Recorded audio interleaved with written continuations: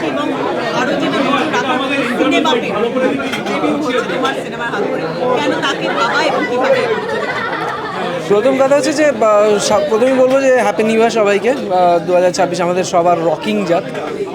চেষ্টা করবো আমরা সবাই রকিং কাজকর্ম করার জন্যে। আমার এর আগের ছবি ছিল হচ্ছে ও অভাগী, তার পরের ছবিটা যেটা রিলিজ হতে চলেছে সেটা খাঁচা, সম্পূর্ণ অন্য ঘরানার একটা ছবি। এই ছবিটাতে একদম মার কাট মশালা একদম, এখন অবধি দেখেছে টিজার, আজকে ট্রেলার লঞ্চ হচ্ছে, সেটা দেখছে তারা বুঝতেই পেরেছে সিনেবাব কেন। সিনেবাব ছোটো পর্দা, বড় পর্দা বা আরও ছোটো পর্দা, আমার মনে হয় পারফরমেন্সটাই মেন।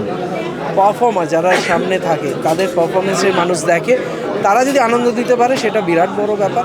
এবং এই সিনেমা মৃন্ময় ভীষণ ডেডিকেটেড একটি ছেলে।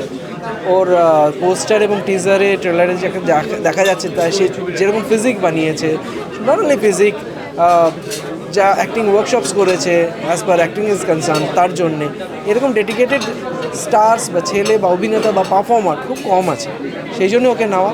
এবং সিনেমা এদের যে সন্তান প্রসব হবে সেটাই আমার খাঁচা। সো চেষ্টা করেছি, আশা করি এই বাচ্চা, এই সন্তান সবার ভালোবাসা পাবে, আদর পাবে।